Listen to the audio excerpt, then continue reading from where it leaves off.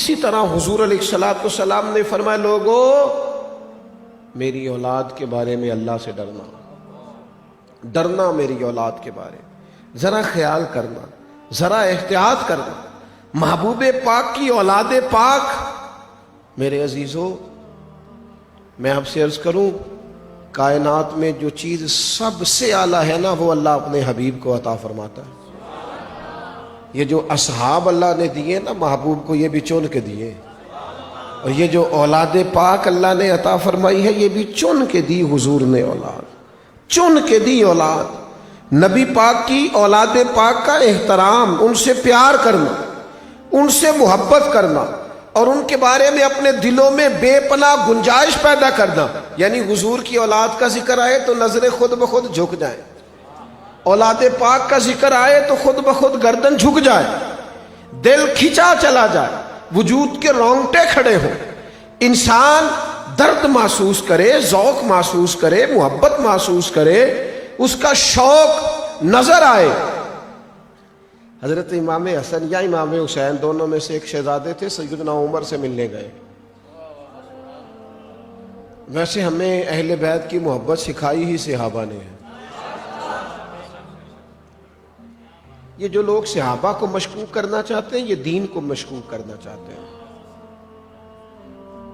آپ کبھی بھی کسی حدیث کو سنتے ہیں نا تو جو مبلغ، جو دائی، جو خطیب، جو عالم حدیث پاک بیان کرتا ہے نا وہ ڈائریکٹ نہیں کہتا کہ حضور نے فرمایا، وہ کہتا ہے حضرت ابو ہریرہ روایت کرتے ہیں، حضرت ابو دردہ روایت کرتے ہیں، حضرت عبداللہ ابن عمر روایت کرتے ہیں، سید عائشہ صدیقہ روایت، یہی کہتے ہیں نا۔ یعنی ہم تک جو حضور کی باتیں پہنچی ہیں صحابہ کے وسیلے اور ذریعے سے پہنچی ہیں۔ تو جب آپ ان لوگوں کو مشکوک کریں گے جنہوں نے دین پہنچایا ہے تو معاذ اللہ اگر وہ لوگ مشکوک ہو گئے تو جو باتیں انہوں نے پہنچائی ہیں۔ قرآن مجید تو سب سے پہلے جمع کیا حضرت صدیق اکبر نے، پھر جامع القرآن بنے، اس کی نقول تیار کی سیدنا عثمان غنی نے۔ تو قرآن مجید تو جمع کر کے اور اس صورت میں کتابی شکل میں ہم تک صحابہ نے پہنچایا ہے، تو آپ تو ان لوگوں کو مشکوک کر رہے ہیں۔ تو دین کی جو بنیادیں ہیں آپ تو ان کو گرانے کے در پہ ہیں، بہت بڑی سازش کر رہے ہیں۔ قوم سمجھتی ہے کہ شاید یہ کوئی معمولی سی بات ہے، یہ عقیدے اور ایمان کے مضبوط مسئلے، ان پر عمارت کھڑی ہے ساری دین کی، اس کو لوگ ہلکا لیتے ہیں۔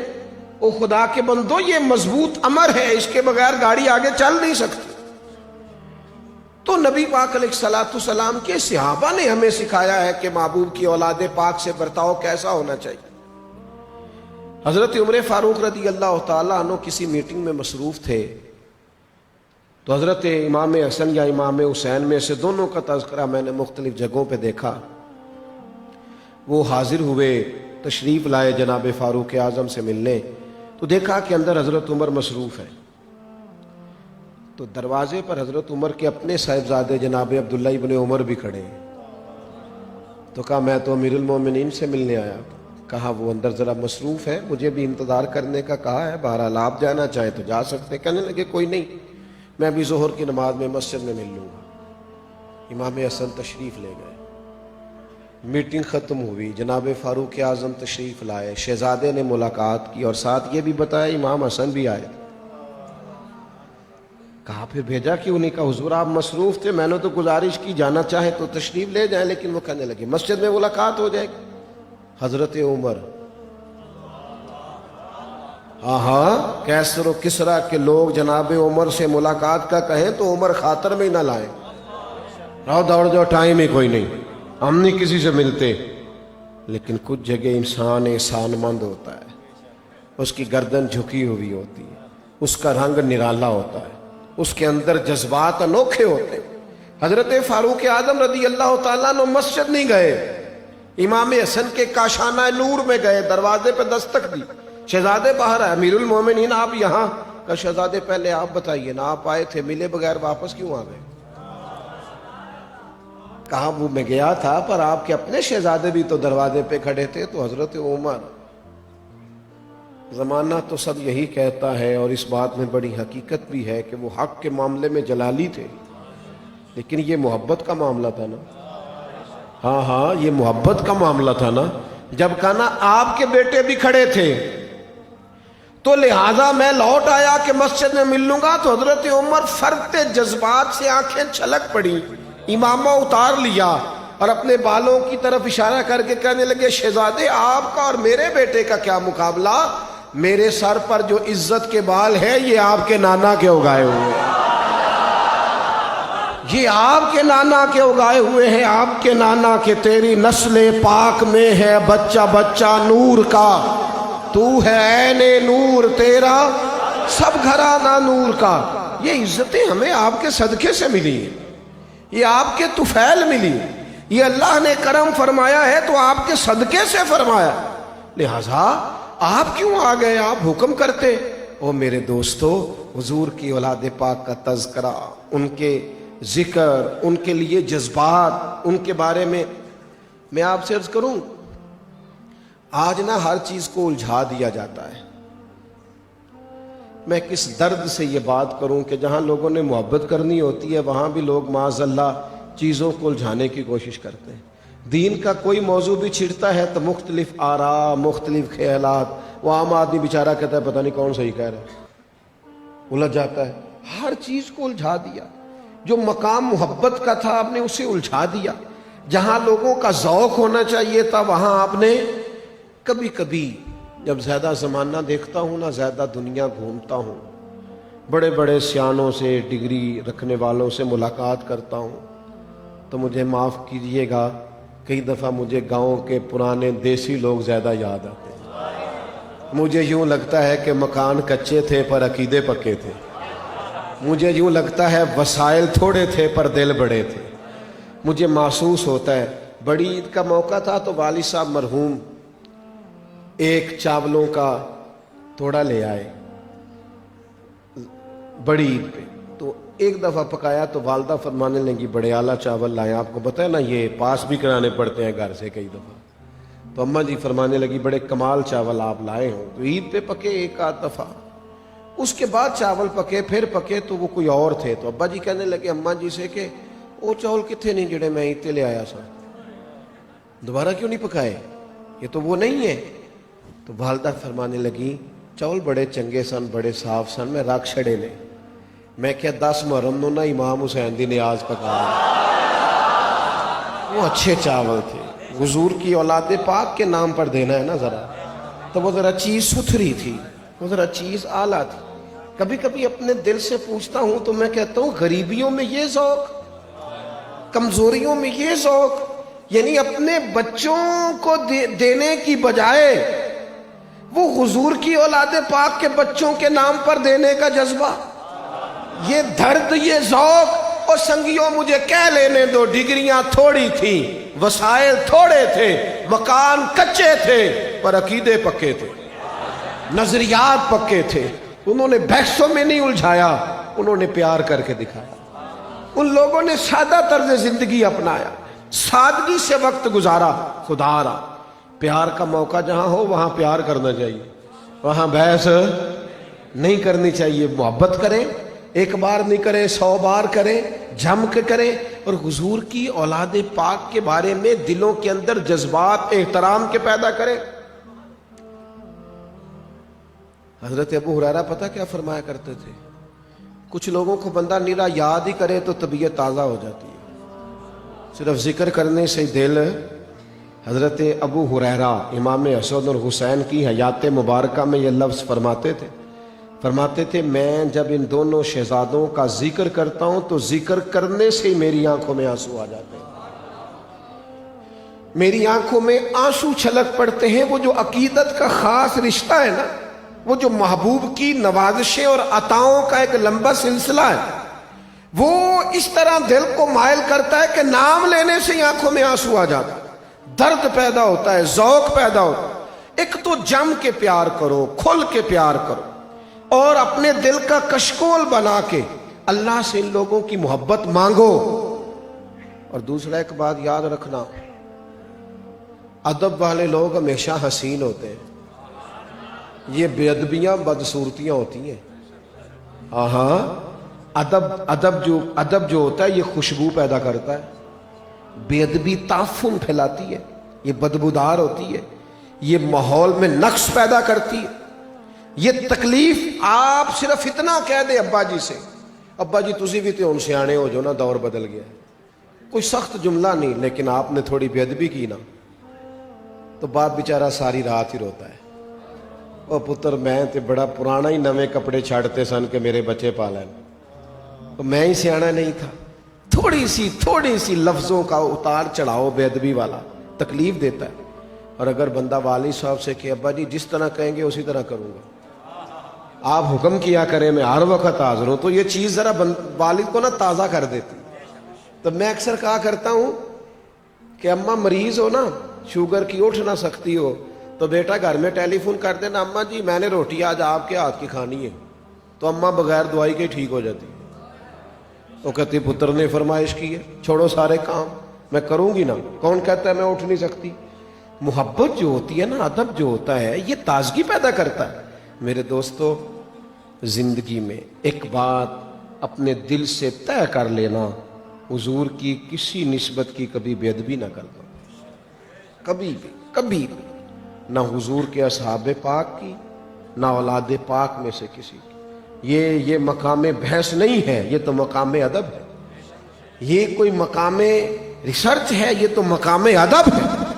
ادب کا دامن کبھی نہ چھوڑنا، ادب پہلا کرینہ ہے محبت کے کرینوں میں، کبھی بھی سوء ادب کبھی نہ کرنا۔ بات ادب، وہ حضور مفتی اعظم ہے نا، اعلیٰ حضرت کے چھوٹے شہزادے،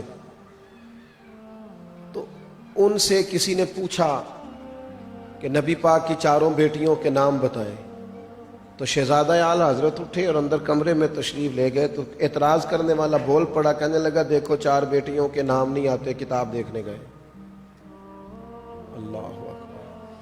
تھوڑی دیر کے بعد حضور مفتی اعظم تشریف لائے تو داڑھی سے پانی کے قطرے گر رہے تھے، فرمانے لگے میں وضو کرنے گیا تھا، حضور کی شہزادیوں کے نام کبھی بغیر وضو زبان سے ادا ہی نہیں کیے، تو وضو کرنے گیا۔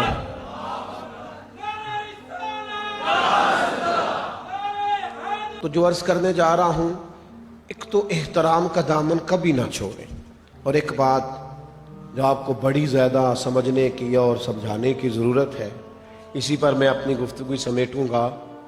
اس طرح ہم نے خود جم کے پیار کرنا ہے نا، اور خود جم کے ہم نے ادب کرنا ہے، اس ادب اور محبت کو آنے والی نسل میں منتقل بھی کرنا ہے۔ ایسا نہ ہو کہ کسی بے ادب کے ہتھے چڑھے، کوئی انہیں نئی کہانی، نئی داستان سرائی سنائے، خود سے اپنی اولادوں میں ان آداب کو پکا کریں۔ اور ویسے بھی میں آپ سے عرض کروں، کچھ کام کہنے سے ہوتے ہیں اور کچھ کرنے سے ہوتے ہیں، کچھ کہنے سے ہوتے ہیں، کئی دفعہ کچھ کام لوگ کر دیتے ہیں تو اس سے ماحول اور بن جاتا ہے۔ کچھ کام کر دیں، آپ کے بچے جب آپ کو دیکھیں گے نا کہ فلاں جگہ بڑے زبردست میرے والد کے جذبات ہیں، یہ کام بڑے شوق سے کرتے ہیں، تو ان کی بات بن جائے گی۔ ہم نے اگلی نسل میں حضور کی اولاد پاک کا، صحاب پاک کا پیار اور ادب منتقل کرنا ہے، یہ ان کو بتانا ہے۔ وہ ہمارے طریقوں سے بتائیں گے، ہمارے نام لینے سے وہ سمجھیں گے، ہماری گفتگو سے اندازہ کریں گے کہ آگے بات کیسے منتقل کرنی۔ آج جو رویے معاشرے میں پرموٹ کیے جا رہے ہیں، بعض جگہوں پہ اسے آنے والی نسل کو وہ ذوق میسر نہیں آ رہا جو انہیں آنا چاہیے تھا، ادب کا، احترام کا، محبت کا وہ قاعدہ نہیں پہنچ رہا جو پہنچنا چاہیے تھا۔ اپنے مزاجوں سے حضور علیہ السلام نے ہمارے ذمے لگایا، اپنی اولادوں کو 3 چیزیں سکھاؤ۔ ایک تو فرمایا انہیں اپنے نبی کی محبت سکھاؤ، ایک فرمایا اپنے محبوب کی اولاد کی محبت سکھاؤ، اور ایک فرمایا انہیں قرآن مجید سکھاؤ۔ تو یہ آگے منتقل کریں ہمارے انداز سے، اٹھنے بیٹھنے سے۔ ایک جگہ نا حضور تشریف فرما ہے اور اس جگہ تھوڑی کم تھی، جہاں حضور تشریف فرماتے ظاہراً وہ جگہ، وہ حال تھوڑا چھوٹا تھا اور صحابہ زیادہ بیٹھے تھے۔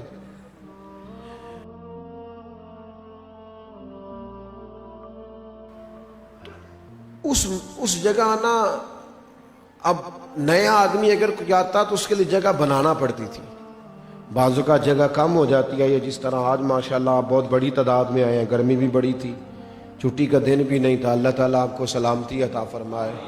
آپ اتنی بڑی تعداد میں ماشاءاللہ تشریف لائے. تو بہت سارے لوگ جمع ہو گئے, جگہ کچھ کم تھی. حضرت ابو بکر صدیق رضی اللہ تعالیٰ عنہ نا حضور کے بالکل ساتھ بیٹھے تھے, جس طرح وہ آج بھی بالکل ہی ساتھ نہیں, بالکل ساتھ بیٹھے تھے. اچانک دروازہ کھلا تو مولا علی آئے, شیر خدا رضی اللہ تعالیٰ عنہ. اب بہت سارے لوگ تھے اور سارے تیار تھے اٹھنے کے لیے, جگہ دینے کے لیے, لیکن جیسے ہی شیر خدا نے قدم آگے رکھا نا اندر, سب سے پہلے مولا علی اٹھے, حضرت ابو بکر صدیق اٹھے, قریب بیٹھے. سب سے پہلے سیدنا صدیق اکبر اٹھے اور جا کے حضرت علی کا ہاتھ پکڑ کے اپنی جگہ پہ لا کے بٹھایا. خود ذرا ہٹ کے بیٹھ گئے. اب کوئی بول نہیں رہا, محفل میں سکتا ہے. کون بولتا حضور کے ہوتے ہوئے؟ کوئی نہیں بول رہا, سکتا ہے. کوئی کیا تبصرہ کرتا, کریم خود ہی بولے.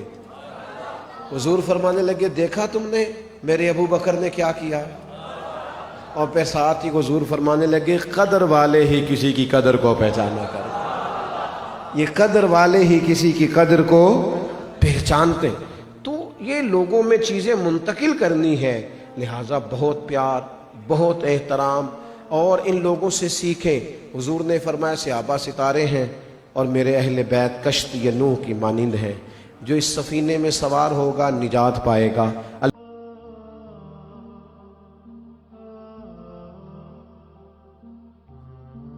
جب تک طبیعتیں محبت والی رہتی ہیں, انسان کو محسوس ہوتا ہے کہ زندگی میں تلخیاں ہیں ہی نہیں.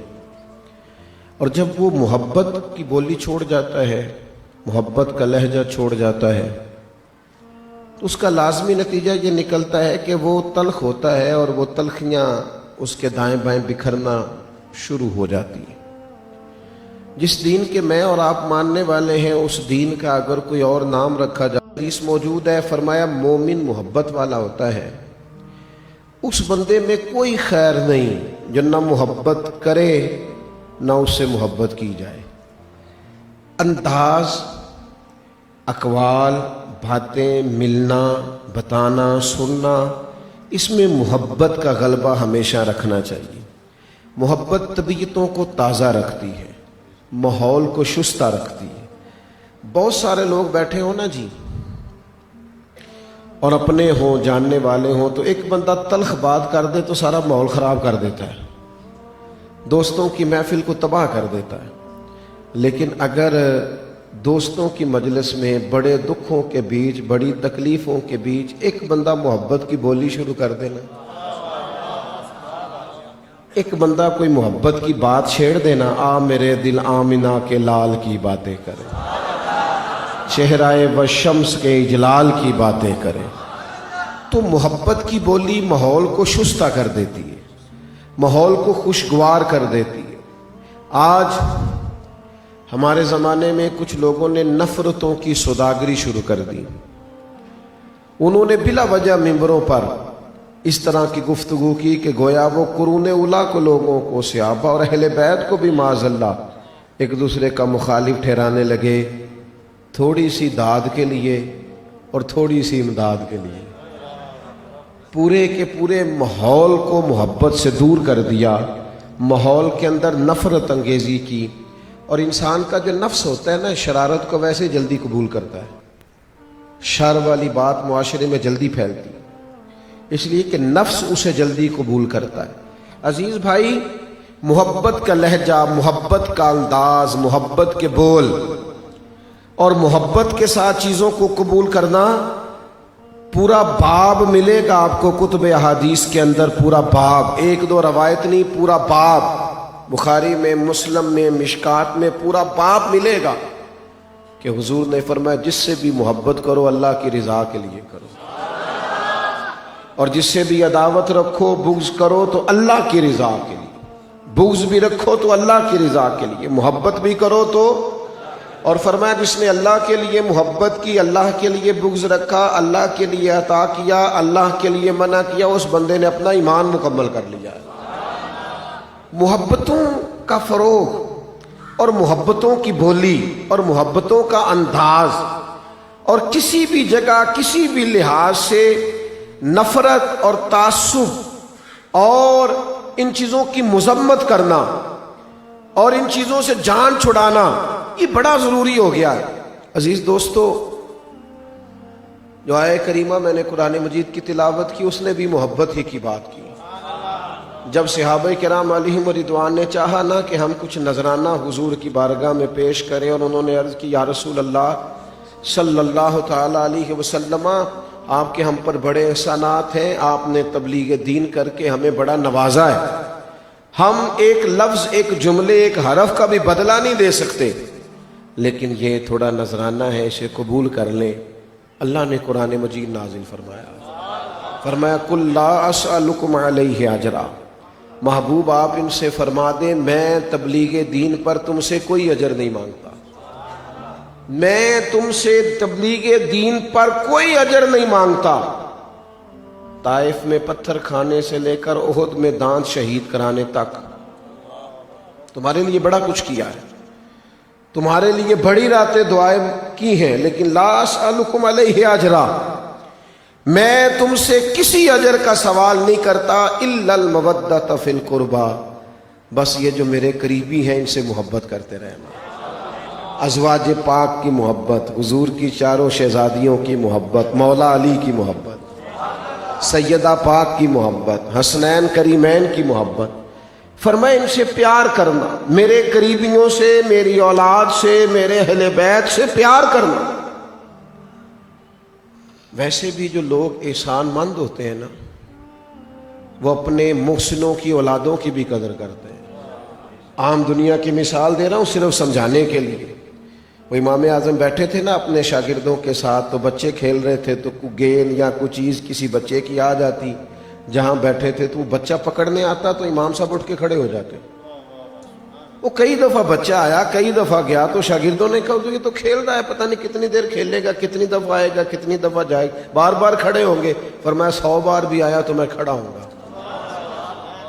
حضور ایک بچہ ہے، آپ بوڑھے ہیں، وہ عام آدمی ہے، آپ عالم ہیں، اور یہاں نشست علمی ہو رہی ہے، کتابیں بکھری ہوئی ہیں، آپ کتنی کو دفعہ اٹھیں گے؟ فرمانے لگے میں 100 دفعہ اٹھوں گا، اس لیے کہ یہ بچہ معمولی نہیں ہے، یہ میرے استاد صاحب کا پوتا ہے۔ اصلاں نال جے نیکی کریے وہ نسلاں تاک نہیں بھول دے، اصلاں نال جے نیکی کریے پھر وہ نسلاں تاک، ہاں بے اصلاں نال نیکی کریے تے پھول کنڈیاں نال تول دے۔ پھر حالات اور ہوتے ہیں، یہ پوتا ہے، اور یہ 100 دفعہ بھی آیا، 1000 دفعہ بھی آیا، تو میں چونکہ اس گھر کا احسان مند ہوں، اور حضور نے فرمایا جس نے لوگوں کا شکریہ ادا نہیں کیا اس نے اللہ کا بھی کوئی نہیں کیا۔ فرمایا 100 دفعہ بھی آیا تو میں اٹھوں گا۔ تو ہم تو اپنے اساتذہ کی اولادوں کے قدردان ہیں، اپنے مشائخ کی اولادوں کے قدردان ہیں، اور اگر اولاد ہو مدینے والے محبوب کی، اگر اولاد ہو رسول رحمت کی، اور حضور جب ہمیں سمجھاتے نا اپنی اولاد کے بارے میں، جب تربیت کرتے، جب سمجھاتے، حضور جب درس دیتے اپنی اولاد کے بارے میں، کس انداز میں حضور سمجھاتے؟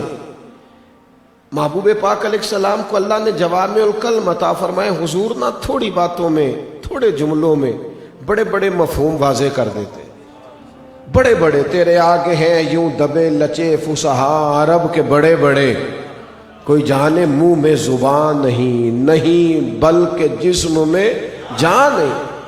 تھوڑے جملوں میں حضور بڑے بڑے مفاہیم حل کر دیتے، اور شعور کے دروازے پر دستک ہوتی، عقل کے دریچے کھل جاتے۔ جو بھی تھوڑا ذی شعور آدمی ہوتا ہے نا، وہ حضور کی باتیں سن کے قائل ہوتا، قریب آتا، سمجھ جاتا۔ آپ یہ حدیث پاک دیکھیے، حضور اپنی اولاد پاک کی محبت کا تذکرہ کرتے ہیں، تو ذرا اس والہانہ پن میں اس حدیث کو لیجیے گا جس طرح کریم نے بیان فرمائی۔ حضور فرمانے لگے اللہ سے محبت کرو، والذین آمنوا اشد حبا للہ۔ حضور فرمانے لگے اللہ سے محبت کرو کیونکہ وہ تمہیں رزق دیتا ہے، اور فرمایا مجھ سے محبت کرو کیونکہ میں اللہ کا رسول بن کے آیا، اور فرمایا میری اہل بیت سے محبت کرو کیونکہ وہ میری اولاد ہے۔ یہ ذرا ترتیب دیکھیں، بات کہاں سے شروع ہو رہی ہے اور کس ترتیب سے حضور ذہن میں اتارتے ہیں۔ اللہ سے محبت کرو تمہیں رزق دیتا ہے، مجھ سے محبت کرو میں اللہ کا رسول بن کے آیا ہوں، اور میری اہل بیت سے محبت کرو کیونکہ وہ میری اولاد ہے۔ اصلاں نال جے نیکی کریے نسلاں تاک نہیں بھول دے۔ یہ محبت اس لیے کرو کہ وہ ایک مقام پہ جس طرح صحابہ کے بارے میں فرمایا نا، ترمذی میں موجود ہے کہ میرے صحابہ کے بارے میں اللہ سے ڈرنا، میرے بعد انہیں اپنی زبانوں کا نشانہ نہ بنانا۔